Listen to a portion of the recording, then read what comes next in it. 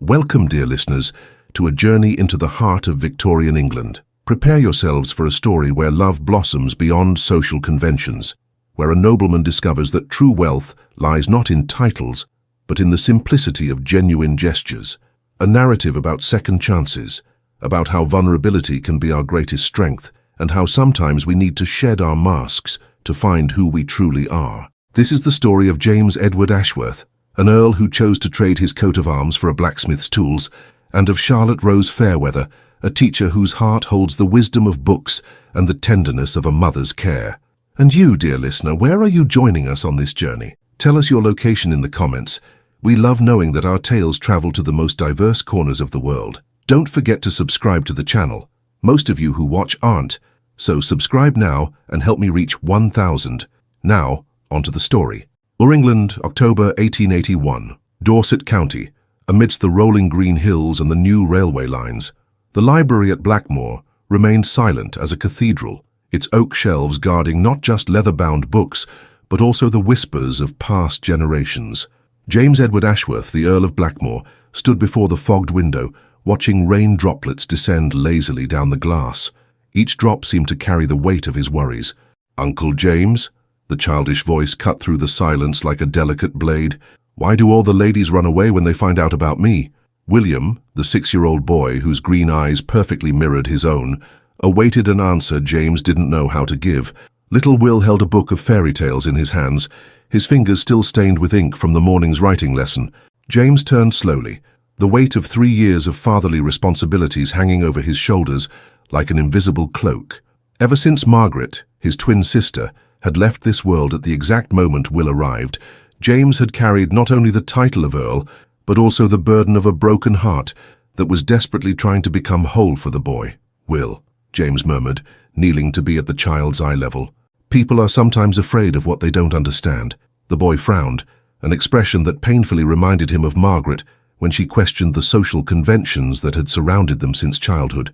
"But I'm just Will. Why would they be afraid of me?" James felt the familiar tightness in his chest.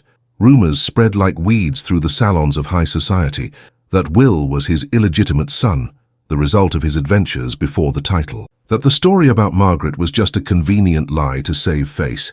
His reputation as a libertine, deliberately cultivated in the years before responsibility, now turned against them like a venomous serpent. "There's nothing wrong with you, my boy," James said, gently touching the child's face. "The problem is with the world outside, not in here." But as he spoke those words, an idea began to germinate in his mind. An idea so audacious it was almost insane. What if it wasn't the world that needed to change, but them?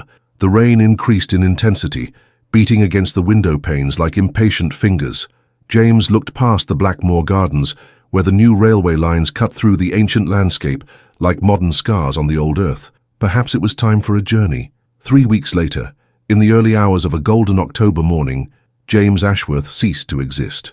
In his place, a man named Edward Smith walked the dusty roads towards the village of Little Thornfield, an itinerant blacksmith, a widower, a devoted father to a green-eyed boy who now called him Papa Edward, with the seriousness of someone guarding important secrets. The simple cart they pulled was loaded not with the riches of an earl, but with the honest tools of a working man. James had carefully chosen each item: hammers worn with use, an anvil he had bought from a true blacksmith, rough wool clothes that scratched his skin accustomed to fine silks. "Papa Edward," Will whispered, riding beside him on the cart's bench, "can I tell them about the books in our big library? Remember what we talked about, Will. We are different here. We are simple." "And sometimes," James smiled, breathing the open country air, "being simple is the most extraordinary thing we can be." The village of Little Thornfield appeared before them like a delicate watercolor. Stone houses with thatched roofs, gardens where the last autumn flowers bravely resisted the approaching cold, and a small church whose bell rang noon exactly as they crossed the village entrance. James had chosen this place after careful investigation. Far enough from Blackmore for no one to recognize him, close enough to the new train station to justify the presence of an itinerant blacksmith. A place where the whispered names in London salons did not arrive with their poisons. They rented a small cottage on Blackberry Lane, a 2-bedroom house with a backyard and an attached workshop, perfect for the blacksmith's disguise. The landlady, a widow named Mrs. Pemberton observed with approval the way Edward treated his son and the respectful manner in which he addressed her. "It's rare to see a man so attentive to a child," she commented, handing them the wrought-iron key. "Most widowers remarry even before their mourning ends." James smiled sadly. "My will is all I have in the world, ma'am. I need nothing else." But as they arranged their few possessions in the simple cottage, James felt something he hadn't experienced in years: peace. There within those modest walls, far from the whispers and expectations, he might just discover what kind of man he truly was when stripped of all titles. The first night in Little Thornfield was marked by the sound of rain on the thatched roof and Will's laughter as he explored every corner of the new house. And James Edward Ashworth, the Earl of Blackmore, discovered he could sleep better in a simple wooden bed than he ever had between the silk sheets of his ancestral mansion. But he still didn't know that. Just 3 houses away, a young teacher was preparing her lessons by candlelight, her hazel eyes reflecting the flame as she read French verses that would soon echo in the heart of a disguised earl. The English autumn painted Little Thornfield with brushstrokes of gold and crimson when James first saw Charlotte Rose Fairweather. It was a Monday morning, October 15th, and Will was running towards the small stone building that served as the village school, his satchel of books swinging happily as James accompanied him for the first day of classes. The school's garden was a sanctuary of simplicity: well-tended flower beds where the last roses of the year grew, a 100-year-old oak whose leaves whispered ancient secrets, and worn wooden benches where children would often sit for outdoor lessons. It was there, in the dappled shade of the golden leaves, that James saw her. Charlotte was kneeling among the flowers, her brown skirt spread around her like earthen petals, teaching a group of small children about the changing seasons. Her golden brown hair escaped partially from her modest bun, creating a soft halo that captured the morning light. When she lifted her face to greet Will, James saw hazel eyes that seemed to hold entire libraries of knowledge and kindness. "You must be William," she said, her voice carrying the subtle musicality of a refined education. "I'm Miss Fairweather. I heard you've come from far away to study with us." Will nodded enthusiastically, having already forgotten his shyness. "Papa Edward taught me letters and numbers, but he said you know about special books." Charlotte smiled, and James felt something stir in his chest, a feeling he had forgotten existed since the golden days before the war, before responsibilities, before titles became shackles. "And this must be your father," Charlotte said, rising with a natural grace and extending her gloved hand. "Mr. Smith, isn't it?" "I heard you're a blacksmith." James took her hand delicately, feeling through the thin glove the firmness of fingers accustomed to turning pages and holding chalk. "Edward Smith, yes, and I'm sure Will is in excellent hands." There was something in the way she looked at him, not with the voracious curiosity of London society ladies, but with a gentle attention, as if she were reading the pages of an interesting book. James realized that for the first time in years, he felt no need to play any role other than being exactly who he was at that moment. "Mr. Smith," Charlotte said, as they walked towards the school entrance, "I heard you have very well-maintained tools. Our school has some needs. Perhaps we could talk about it sometime." Will had already run off to join the other children, his laughter mixing with the childish chorus that was beginning to form in the schoolyard. James watched his son for a moment, truly happy for the first time in months, before turning his attention back to Charlotte. "I'd be happy to help, Miss Fairweather. Children's education is—" He paused, almost saying, "a cause I fund on several properties," but corrected himself in time. "It's something very important to me." Charlotte tilted her head slightly, and James had the unnerving impression that she had noticed his hesitation. But there was no suspicion in her eyes, only intelligent curiosity. "Then perhaps we could talk on Sundays after church services. Mrs. Pemberton told me you've settled into the cottage on Blackberry Lane. It's a charming place." When James said goodbye and began to walk back along the stone streets of Little Thornfield, he carried with him more than the memory of hazel eyes and gentle smiles. He carried the first spark of hope that perhaps, just perhaps, he could find something he didn't even know he was looking for. Behind him, in the school garden, Charlotte watched his figure walk away, noting the unconscious elegance of his movements and wondering what kind of story an itinerant blacksmith would carry to have such careful hands and such precise words. Sundays in Little Thornfield became sacred rituals of discovery, after services at the Small Saint. Margaret's Church, a name that always made James pause for a moment in memory of his sister. Charlotte, Will, and Edward would walk the paths that meandered through the golden fields, their conversations flowing like the streams that cut through the autumnal landscape. Charlotte had accepted the invitation to dinner at the Smiths' cottage with the natural grace of someone who finds pleasure in simplicity. Her Sunday visits transformed the modest house into something close to what James imagined a real home to be. "Will told me you taught him French," Charlotte said on a particularly golden afternoon in November as she arranged the wildflowers they had collected during their walk. "Where did you learn the language?" James, who was fixing a kitchen window hinge, paused in his work. The truth, private tutors, years in Paris during his aristocratic youth, was out of the question. "I served in the army," he said carefully. "There was a need for languages." It wasn't a lie, exactly. His time in Afghanistan had required linguistic knowledge, though not French. Charlotte nodded, her eyes reflecting of understanding that surprised him. "I lost a cousin in the Afghan campaign, Thomas Fairweather. Perhaps you served at the same time." James's heart almost stopped. He had known Thomas Fairweather, a brave young lieutenant who had died in his own arms during an ambush in 1879, but Edward Smith, blacksmith, shouldn't know that. "There were many good men there," he said simply, his voice heavy with a genuine pain that Charlotte immediately perceived. She came closer, gently touching his arm. "You carry scars that can't be seen, don't you?" For a moment, James completely forgot his disguise. Her touch, the understanding in her voice, the way she seemed to see beyond the masks everyone wore, it all disarmed him in a way he hadn't experienced in years. "We all do," he murmured. In the following Sundays, James discovered layers in Charlotte that progressively fascinated him. She had been educated by Dr. Whitmore, an erudite doctor who had treated her like a daughter after her merchant father's bankruptcy. Charlotte had inherited not only his library, but also his passion for education and his belief that knowledge should transcend social barriers.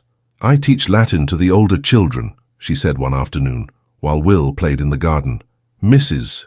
Pemberton thinks it's unnecessary, but I believe every child deserves the same opportunities to learn."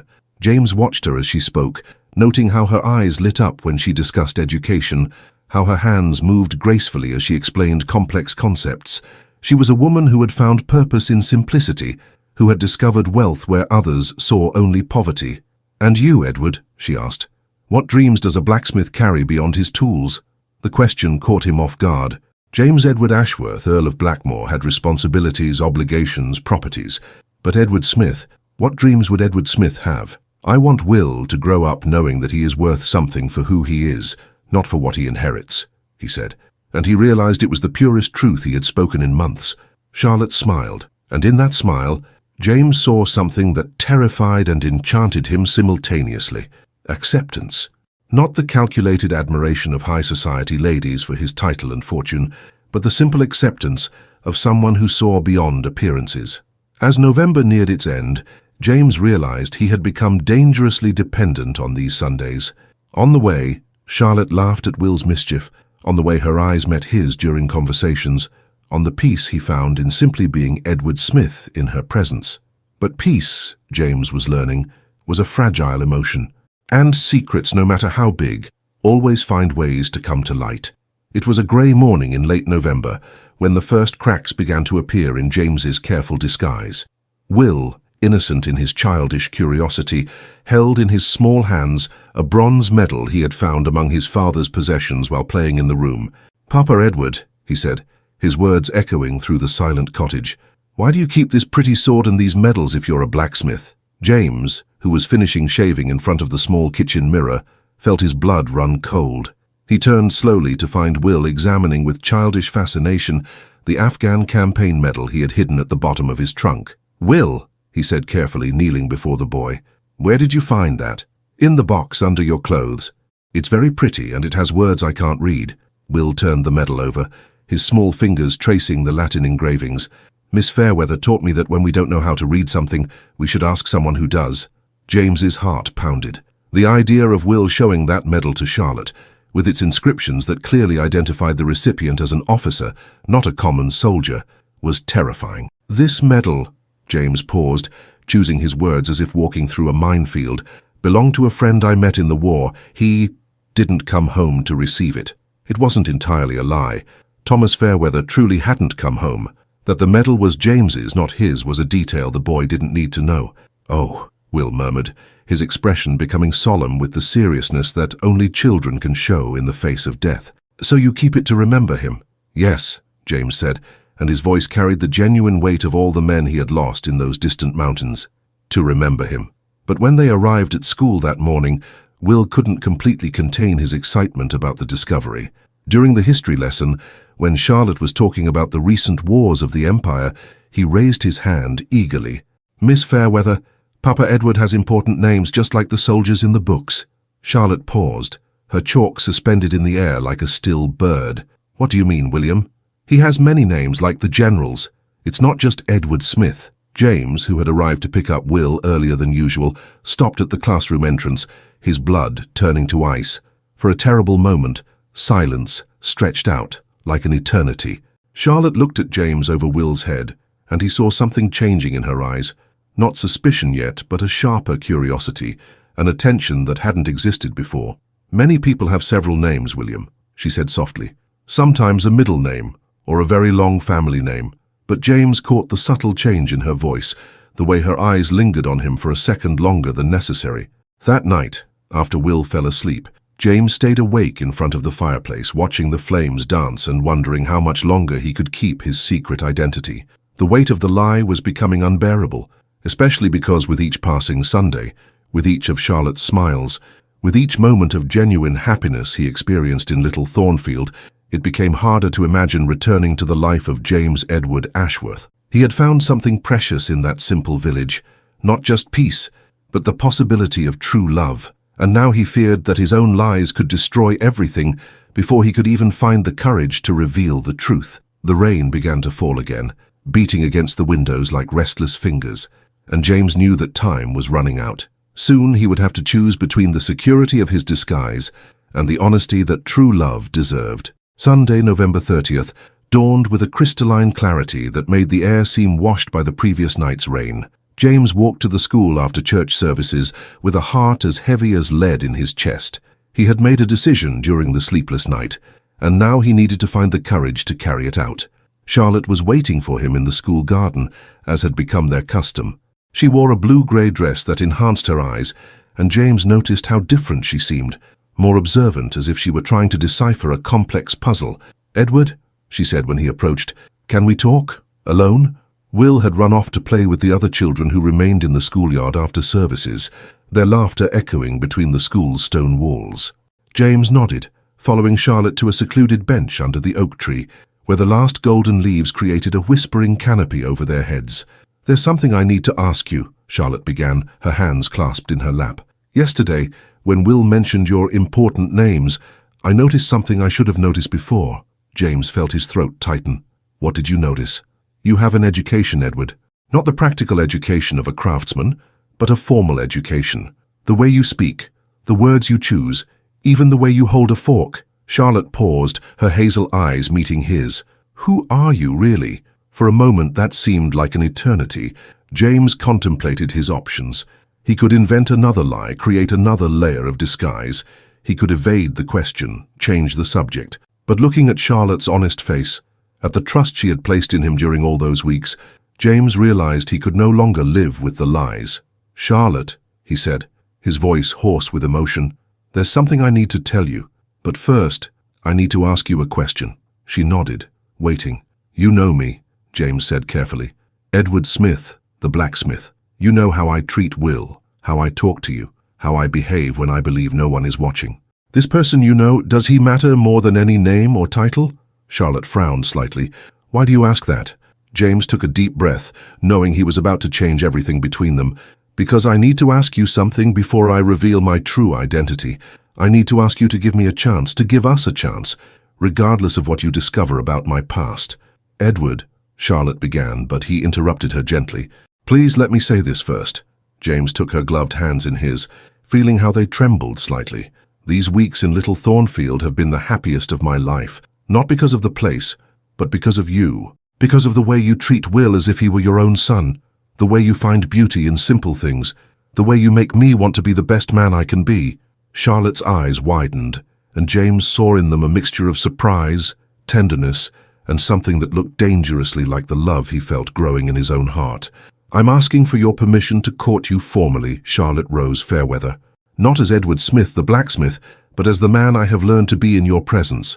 Would you grant me that honor?" Charlotte was silent for a long moment, her eyes studying his face as if she were memorizing every detail. Finally, a slow, radiant smile lit up her features. "Yes," she said simply, "but on one condition. Anything. I want to know your true story, all of it. Not because I distrust your intentions, but because if we're going to build something together, it must be based on complete truth." James nodded, knowing that the moment of the most difficult revelation of his life had arrived. But looking at Charlotte, seeing the acceptance and nascent love in her eyes for the first time in weeks, he felt hope that maybe, just maybe, the truth would set them free instead of destroying them. The morning of December 12th arrived shrouded in a thick fog, as if the world itself was trying to hide the secrets that were about to be revealed. Will was at the kitchen table, focused on a task that had become his secret obsession in recent weeks, writing a letter to Grandma Victoria. James watched the boy from a distance as he prepared breakfast, noting how Will bit his tongue in concentration, his small fingers struggling to form neat letters. It was adorable but also dangerous. Will still didn't fully understand the nuances of keeping secrets. "Done," Will announced triumphantly, holding up the sheet of paper. "Can I send it now, Papa Edward?"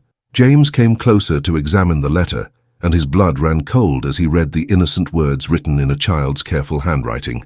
"Dear Grandma Victoria, I am very happy in Little Thornfield. Papa Edward is the best father in the world, and Miss Fairweather teaches me French. She is very pretty and kind. My new address is Rose Cottage, Blackberry Lane, Little Thornfield, if you want to visit me. With love, your grandson William." But what made James's heart completely stop was the address carefully copied from an old letter Will had found. "Lady Victoria Ashworth, Dowager Countess of Blackmore." "Will," James said, trying to keep his voice calm, "where did you find that address?" "In your drawer, along with Grandma's other letters." "I copied it just right." Before James could reply, a firm knock on the door echoed through the house. Through the front window, he saw a familiar female figure. Charlotte, who normally only visited on Sundays, was there on a Thursday morning, holding an envelope in her hands. James opened the door with a knot in his stomach, already knowing what he would find. "Edward," Charlotte said, her voice controlled but tense, "I received this in the mail this morning." She held out the envelope, and James immediately recognized Will's handwriting. The boy had, somehow, managed to send his letter without James noticing, but the address was wrong. Instead of reaching Lady Victoria, it had been delivered to Charlotte. "May I come in?" Charlotte asked, her hazel eyes revealing a mixture of confusion and determination. James nodded silently, stepping aside to let her pass. Will, oblivious to the tension, ran to greet her with his usual enthusiasm. "Miss Fairweather, what a good surprise." Charlotte smiled at the boy, but James could see the tension in her shoulders. "Will, dear, could you go play in the garden for a few minutes? I need to talk to your father about school matters." After Will left, Charlotte turned to James, the letter still in her hands. "James Edward Ashworth, Earl of Blackmore," she said slowly, as if she were testing the words. "Is that your real name?" There was no way to deny it anymore. James nodded slowly. "And Will? He's my nephew, my sister Margaret's son, who died in childbirth. I legally adopted him." James paused, seeing the emotions passing over Charlotte's face like clouds in a storm. "Charlotte, I can explain." "An earl," she murmured, more to herself than to him. "You're an earl, and I'm just a village teacher." "No," James said firmly, approaching her. "You are the most extraordinary woman I have ever met. You are intelligent, kind, dedicated. You've turned Will into a happy child and taught me what it truly means to live." Charlotte held up her hand, stopping him from coming closer. "Why, James? Why the lie? Why hide?" And then James told her everything, about the rumors that surrounded Will, about the women who rejected him when they found out about the child, about his desperate need to find someone who would love them for who they were, not for what they possessed. "I wanted you to know me," he finished, his voice breaking slightly. "The real man, not the title. I wanted to prove to myself that it was possible to be loved for who I am, not for what I inherit." Charlotte was silent for a long moment, her hands trembling slightly as she folded and unfolded Will's letter. "I need time to think," she said finally. "This is a lot to process." She headed for the door but paused on the threshold. "James," she said without turning around, "the man I met these weeks, was he real?" "Every moment," James replied with fervor. Every word, every smile, every feeling, that was the only true thing in my life for a long time. Charlotte nodded once and left, leaving James alone with the weight of his revelation and the terrible uncertainty of whether he had just won or forever lost the only woman he had ever truly loved. 3 days passed like centuries. 3 days during which James did not see Charlotte, did not hear her voice, did not even get a glimpse of her figure walking through the streets of Little Thornfield. Will, noticing Miss Fairweather's absence during their Sunday meals, asked questions that James didn't know how to answer. "Papa Edward, is Miss Fairweather sick?" Will asked on the morning of Sunday, December 16th, as he got ready for church services.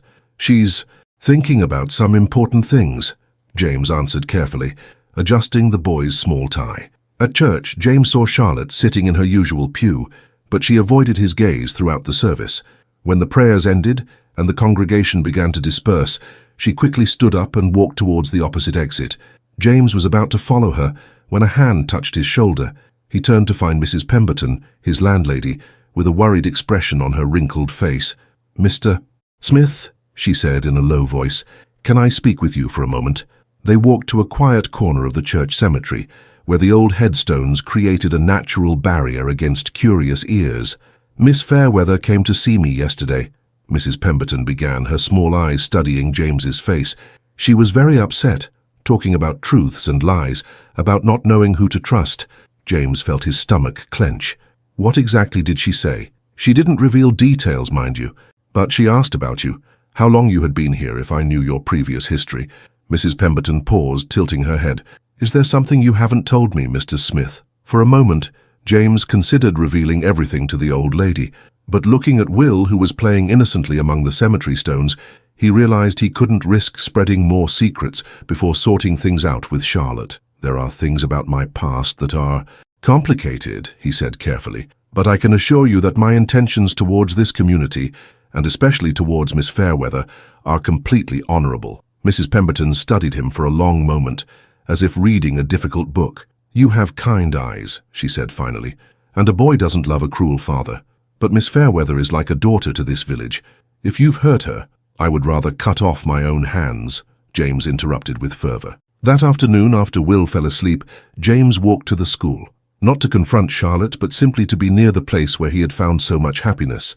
To his surprise, he saw light in the windows. She was there, working even on a Sunday. For an hour he stood outside, watching her silhouette move among the desks, organizing papers, preparing lessons. There was something melancholic in her movements, a sadness that made James's heart ache. On Monday morning, December 17th, when James took Will to school, he found Charlotte in the garden as usual, but this time when their eyes met, she didn't look away. "James," she said softly, when Will ran off to join the other children, "can we talk? This afternoon after classes?" James nodded, his heart beating so loudly he was sure she could hear it. "At the school?" he asked. "In the garden, where it all began." Throughout the day, James couldn't concentrate on anything. He fixed the same hinge 3 times, burned lunch and almost cut his own finger working in the makeshift forge. When it was finally time to pick up Will, his hands were visibly trembling. Charlotte was waiting for him under the oak tree, wearing the same blue-grey dress she had worn on the day of his confession. But there was something different in her posture, a resolution that hadn't existed before.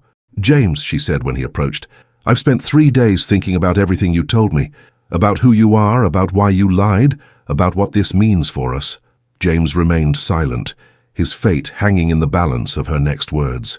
"And I've come to a conclusion," Charlotte continued, a slight smile touching her lips. "The man I met these last few weeks, Edward Smith, blacksmith, devoted father, kind soul, that man truly exists, doesn't he? More real than any version of myself I've ever been," James said with fervor.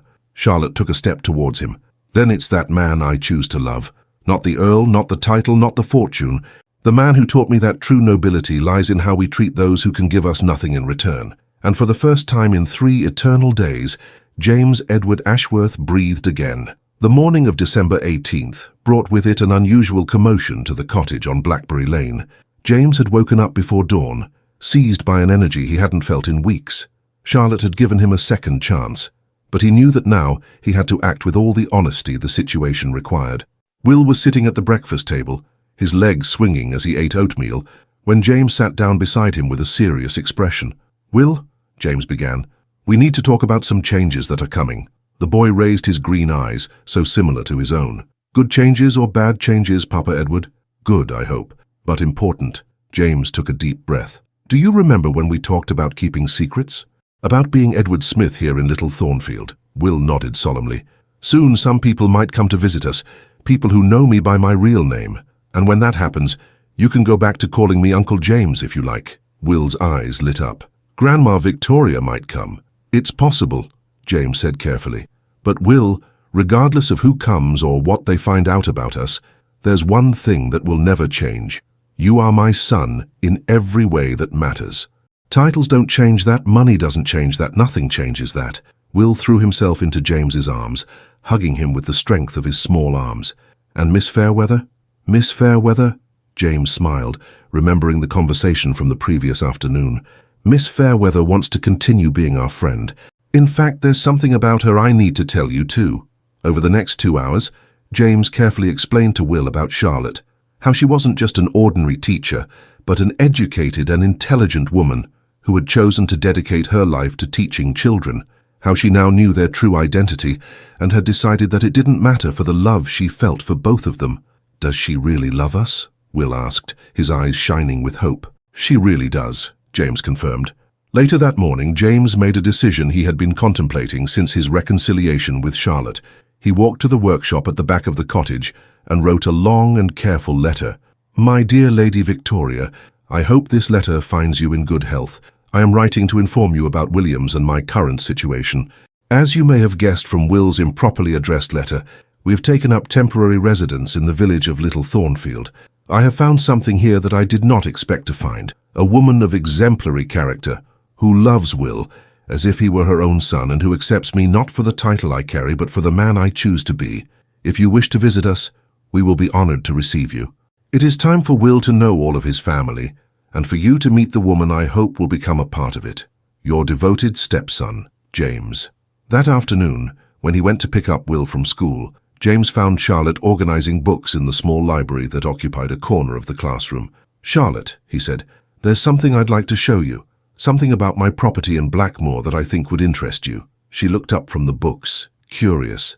Blackmoor has a school, James continued, not just for the employees' children, but open to all the children in the region. Currently it is adequate, but not exceptional. I thought you might be interested in visiting it, to see if there are ways to implement some of the pedagogical methods I've observed you using here. Charlotte paused, a book on arithmetic suspended in her hands. Are you offering me a job? I am offering an opportunity, James said carefully, for you to make a difference in the lives of more children and, he paused, gathering courage, to stay close to us. A slow smile lit up Charlotte's face. James Edward Ashworth, she said, you are a dangerously persuasive man. It's Edward Smith who is making the invitation, James replied with a smile. The Earl is just providing the resources. When they left the school that afternoon, with Will chattering excitedly between them about his French lessons, James felt for the first time in years that the future stretched out before him not as a series of obligations, but as an adventure full of possibilities. But as always happens in moments of greatest happiness, fate was preparing a surprise that would test the strength of all the bonds they had built. The distant sound of the train's whistle echoed through the hills of Little Thornfield on the cold morning of December 19th, but James didn't pay it much attention. He was busy in the makeshift forge at the back of the cottage, working on a special project, a small, delicately forged iron ring, intended to serve as a promise for what he hoped would soon become a more formal marriage proposal.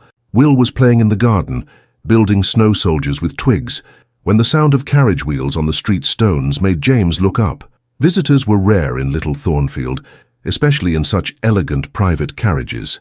Through the dusty window of the forge, James saw a tall, imposing figure getting out of the carriage, a woman dressed in a navy blue travel coat with impeccably arranged silver hair under a feathered hat. His heart stopped. Lady Victoria Ashworth, Dowager Countess of Blackmoor, had arrived. Will, James called urgently, running into the garden. Come here, quickly. The boy ran to him, still holding a branch he was using as a toy sword. What is it, Papa Edward? Before James could answer, a firm, authoritative knock on the door echoed throughout the property. It was the kind of knock that didn't tolerate delay. Will, James said quickly, kneeling to be at the child's eye level, do you remember when we talked about Grandma Victoria? She's here to visit us. Will's eyes widened. Now. Now. And remember, you can call me Uncle James in front of her. James quickly smoothed Will's disheveled hair and opened the door, mentally preparing for the meeting he knew was inevitable, but had hoped to postpone for a few more weeks. Lady Victoria Ashworth stood on the threshold, her aristocratic presence in stark contrast to the rustic simplicity of the cottage. At 58, she maintained the erect posture and penetrating gaze that had intimidated generations of London high society members. "James," she said simply, her voice carrying decades of unquestioned authority. "Lady Victoria," James replied, bowing respectfully. "This is an unexpected surprise." Lady Victoria's eyes settled on Will, who was hiding partially behind James's legs, and her expression softened almost imperceptibly. "And this must be William," she said, bending down gracefully to be at the child's level. "You wrote a very beautiful letter, young man, although the address needed some adjustments." Will came out from behind James, his initial shyness giving way to natural curiosity. "Are you really my grandma?" "I am your great-aunt technically, but yes, dear, I am family." Lady Victoria studied the boy's face, and James saw recognition in her eyes. Will had not only James's eyes, but also Margaret's facial shape.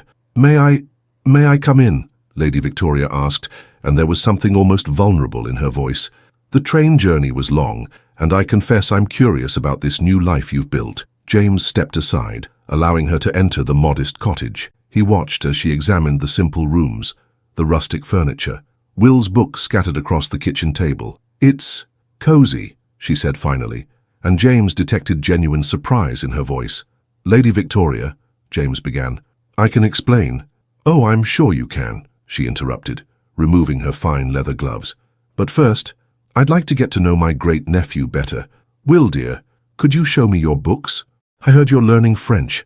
Over the next hour, James watched with growing disbelief as Lady Victoria, the same woman who had terrorized dozens of unsuitable suitors over the years, sat on the floor of the cottage, listening to Will recite French verses and examining his drawings with genuine interest. "He has Margaret's intelligence," she murmured to James during a pause, when Will went to get more books. "And her kindness. He also has her stubbornness," James replied with a small smile. Lady Victoria laughed, a sound James hadn't heard in years, that he inherited from the entire Ashworth family. It was then that another knock on the door interrupted the moment. James opened it to find Charlotte on the threshold, her hazel eyes wide with concern. "James, I heard there was a carriage." "Oh." She stopped when she saw Lady Victoria, who had risen gracefully from the floor and was now watching her with intense interest. "Charlotte," James said, feeling the weight of the moment, "I'd like you to meet Lady Victoria Ashworth, Dowager Countess of Blackmore." "Lady Victoria, this is Miss Charlotte Fairweather, Will's teacher, and—" He paused, gathering courage. "The woman I intend to ask to marry me." The silence that followed was so deep that James could hear his own heart beating. Lady Victoria studied Charlotte from head to toe, and Charlotte, showing the courage James had learned to admire, held her gaze without flinching. "Interesting," Lady Victoria said finally.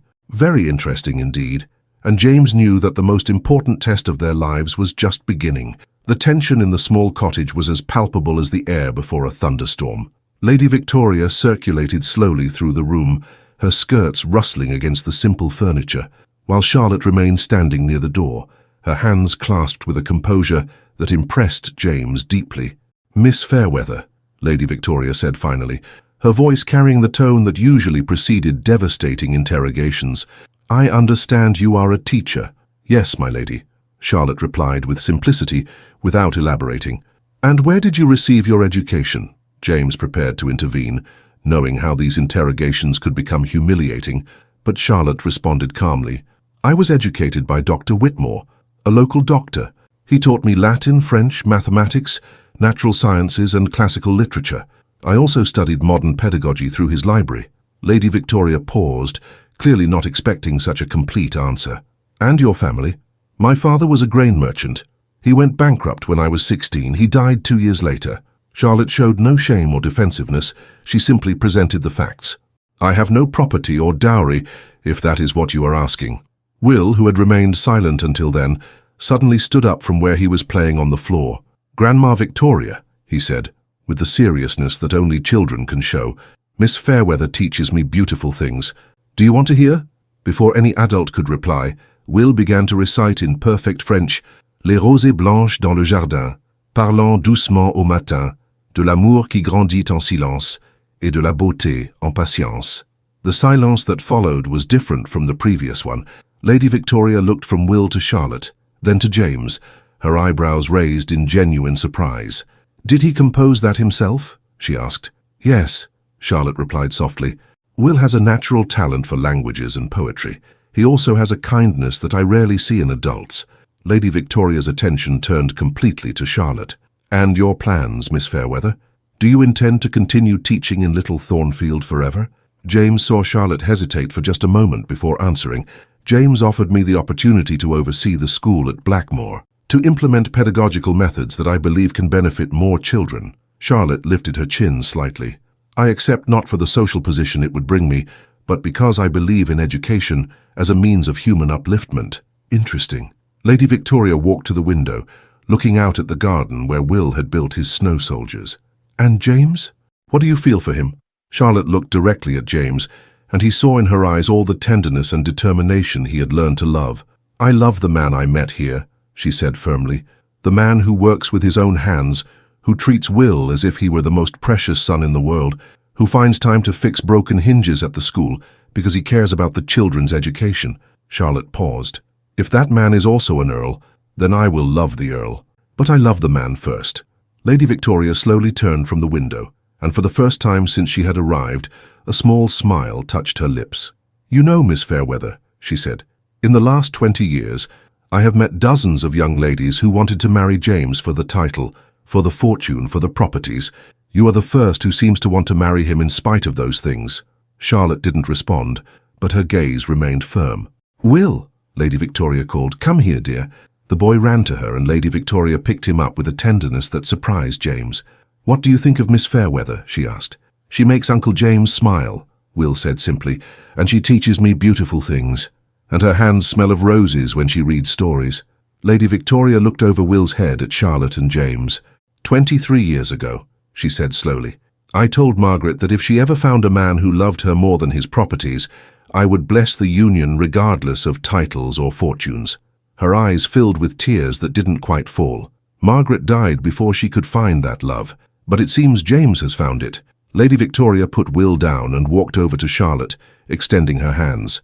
Miss Fairweather, she said formally, I would be honored if you would accept to supervise not only the Blackmore School, but also the education of future generations of the Ashworth family. Charlotte took her hands, and James saw tears shining in her eyes. The honor would be mine, my lady. Then, Lady Victoria said, turning back to James with a smile he hadn't seen since childhood, when will the wedding be? And for the first time in months, James Edward Ashworth, Earl of Blackmore, disguised blacksmith and man-in-love, laughed with genuine joy. In the spring, he said, looking at Charlotte. Definitely in the spring. Snow had begun to fall softly over Little Thornfield on the morning of December 20th, when a second carriage arrived at the cottage on Blackberry Lane. This time, James was prepared. He had sent messages to Blackmore the night before, knowing it would be necessary to properly arrange the return of everyone to the main property. But first, there was something important he needed to do. Charlotte had arrived early, bringing with her a small suitcase with her most precious belongings, mostly books, and a heart full of a mixture of nervousness and anticipation. Lady Victoria had spent the night at the local inn, but had returned at dawn to accompany the transition, as she had elegantly named what James knew to be his reintegration into aristocratic life. Will, James called, come here, please. The boy ran to him, his eyes shining with excitement at all the commotion. There's something I want to give you before we leave Little Thornfield, James said, kneeling to be at the child's eye level. He took a small gold chain from his waistcoat pocket, from which a discreet locket hung. Will examined it with curiosity. It was your mother's, James explained softly. Margaret wore it when we were children. Inside is a miniature of us, of her and me when we were your age. Will carefully opened the locket, revealing two young faces that were unequivocally similar to his. She was beautiful, he murmured. She was. And she would be very proud of the brave young man you've become. James closed the locket and placed it around Will's neck. This is so you will always remember. You are an Ashworth, not just by name, but by right of blood and love. Charlotte watched from the window, her eyes moist when James approached her. And for you, he said, taking a small blue velvet box from his pocket, I have something different. It wasn't the iron ring he had forged in the workshop. He would save that for a more intimate moment. It was something that had belonged to the family for generations, a simple gold ring with a small sapphire surrounded by delicate diamonds. This ring belonged to my great-grandmother, James explained, holding the box between them. She was known for her intelligence and kindness, for her dedication to education and the well-being of the people on her property. Charlotte looked at the ring, then at James, understanding the significance of the moment. "Charlotte Rose Fairweather," James said, his voice filled with emotion, "you have transformed my life and Will's in ways I didn't even know were possible. You taught us that true love does not recognize titles or fortunes, but is based on kindness, understanding, and mutual respect." He knelt before her, completely ignoring the presence of Lady Victoria and Will, who were watching in respectful silence. "Will you marry me? Not the Earl of Blackmore, but me? Will you help me raise Will as our son? Will you build a life where we can simply be ourselves?" Charlotte held out her left hand, allowing him to slide the ring onto her finger. "Yes," she said simply, but her voice carried all the love and determination of her heart. "To all the questions, yes," Will shouted with joy and ran to hug them both, and Lady Victoria discreetly wiped her eyes with a lace handkerchief. "Well," she said with a slightly trembling voice, "I think it's time for us to go home." The journey back to Blackmore was different from any James had ever made. For the first time in his adult life, he wasn't traveling alone with the weight of responsibilities. Will slept nestled between him and Charlotte in the carriage, while Lady Victoria followed in the second carriage with the luggage and practical arrangements. When the towers of Blackmore appeared on the horizon, Charlotte held James's hand. "Are you nervous?" he asked. "Less than I should be," she replied with a smile, "because I know that no matter how big the house or how many servants there are, what matters are the people who make it a home." Will woke up as the carriages passed through Blackmore's wrought iron gates, his eyes widening as he saw the ancestral property in all its grandeur. "Our house is very big," he exclaimed. "Yes," James said, looking not at the imposing mansion but at Charlotte and Will. "Our house is perfect." When they got out of the carriages at the circular entrance, Charlotte observed the formal gardens, the tall windows that reflected the winter sun, the servants who lined up respectfully to receive them. "Lady Victoria was right," she murmured to James. "There is a lot of work to be done here." James followed her gaze and saw Blackmore as she must have been seeing it, not just as a grandiose house, but as an opportunity, a chance to make a difference in the lives of dozens of families, to create a school that could serve as a model for other properties, to transform tradition into progress. "Yes," he agreed, "but not alone."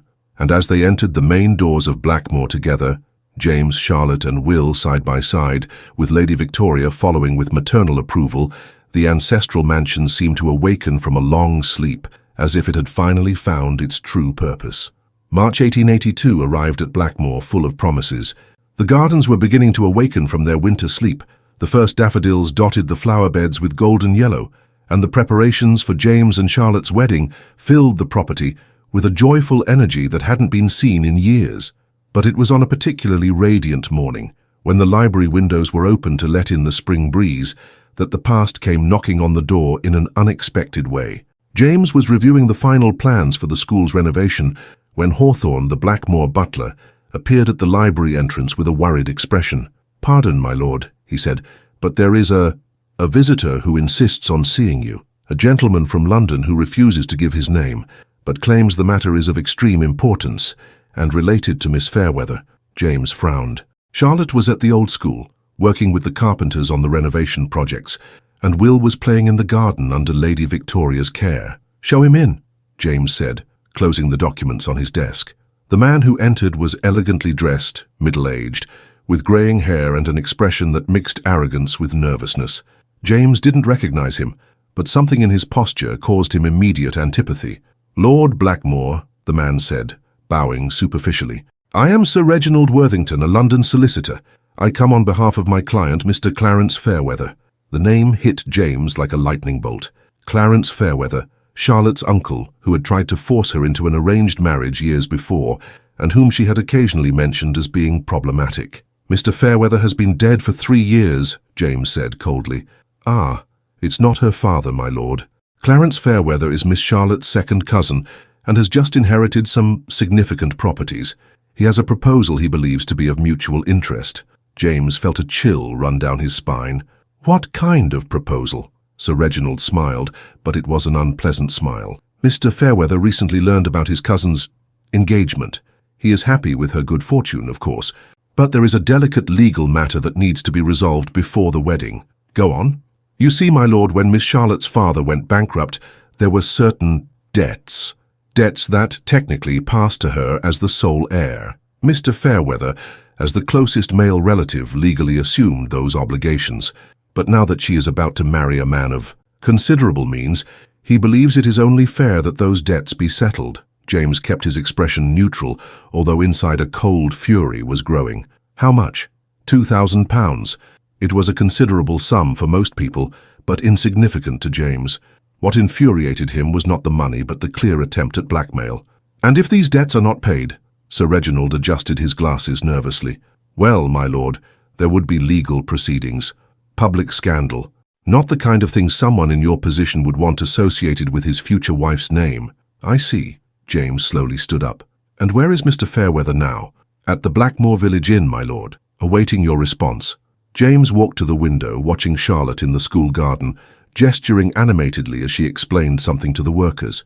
She was radiant, completely oblivious to the cloud that hung over her happiness. Tell Mr.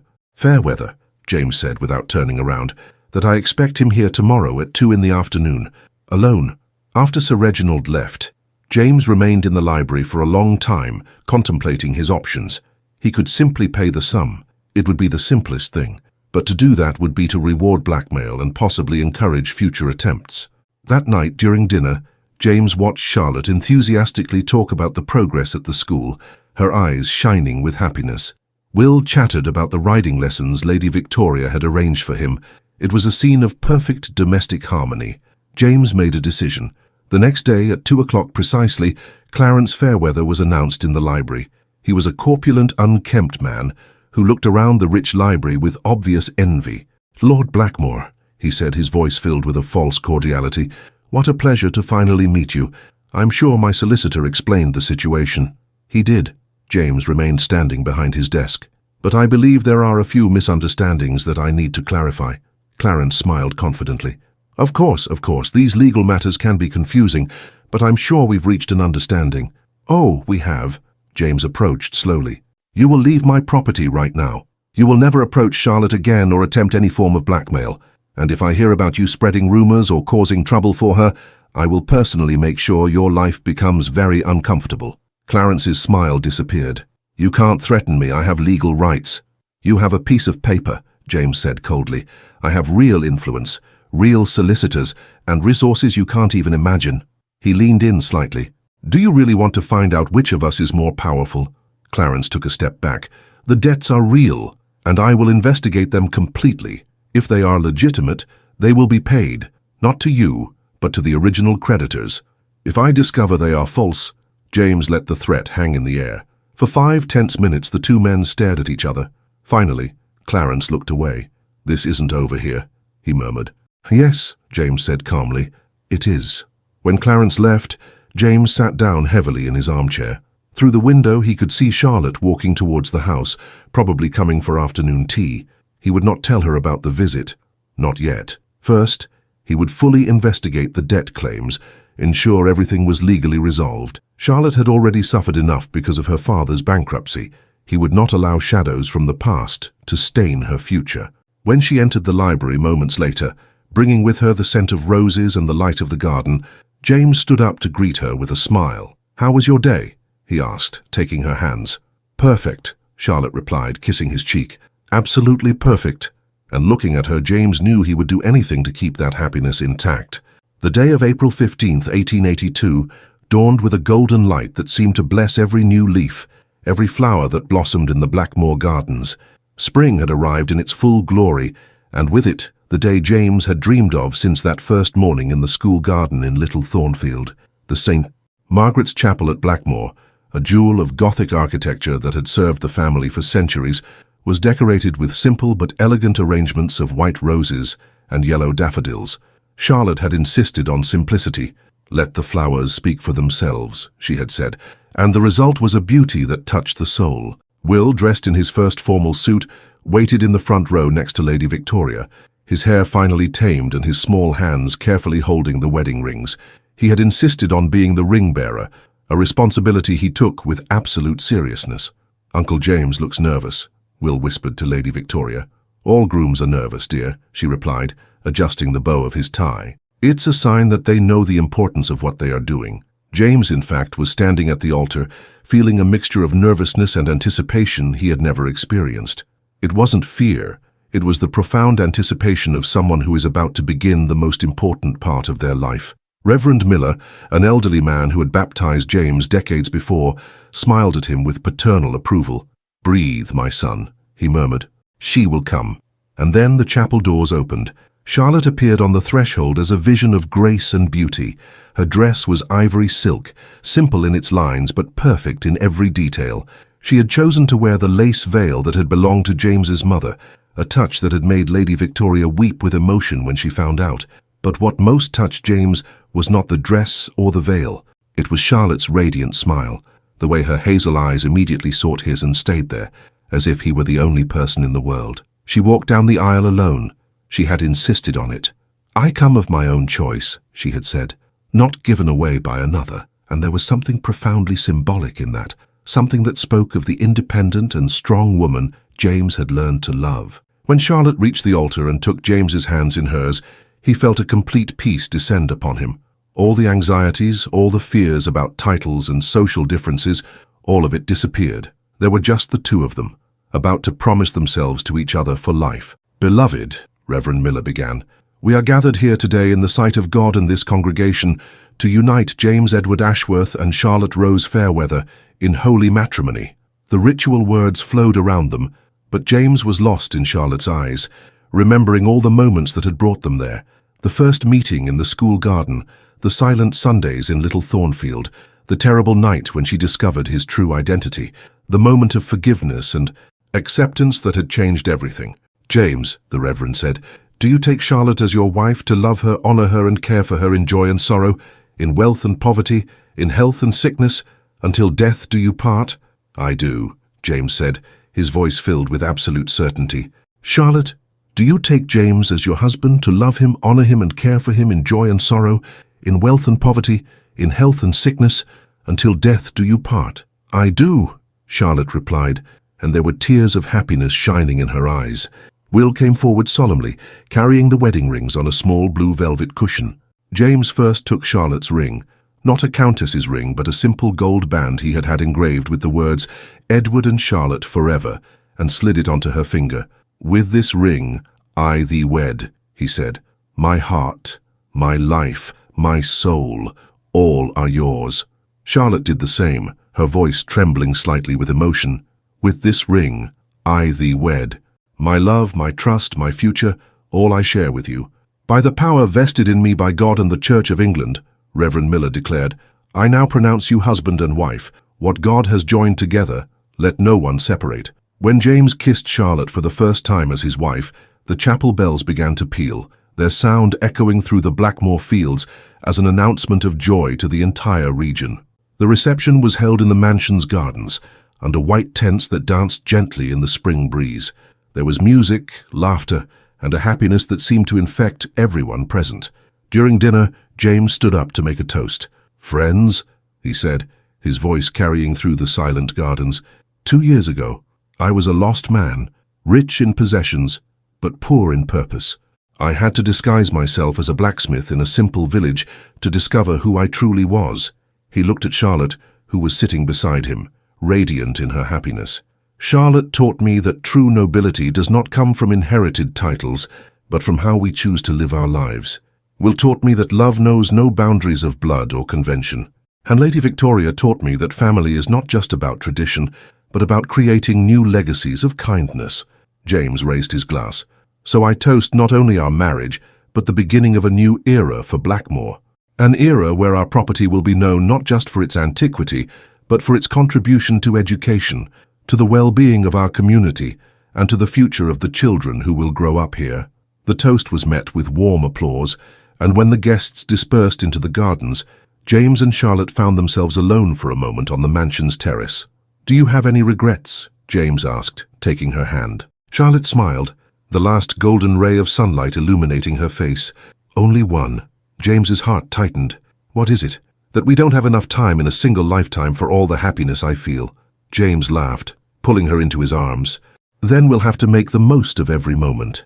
They danced alone on the terrace as the sun set over Blackmore, Will sleeping in Lady Victoria's arms, the fragrant gardens around them, and the future stretching out before them like a golden promise.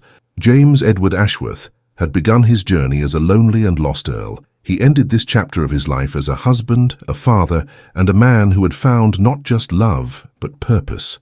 And Charlotte Rose Ashworth, born Fairweather, had proven that sometimes the greatest riches in life cannot be bought with gold, but only earned with the courage to love truly. As the stars began to appear in the spring sky over Blackmore, a new family had been born and a new story was just beginning.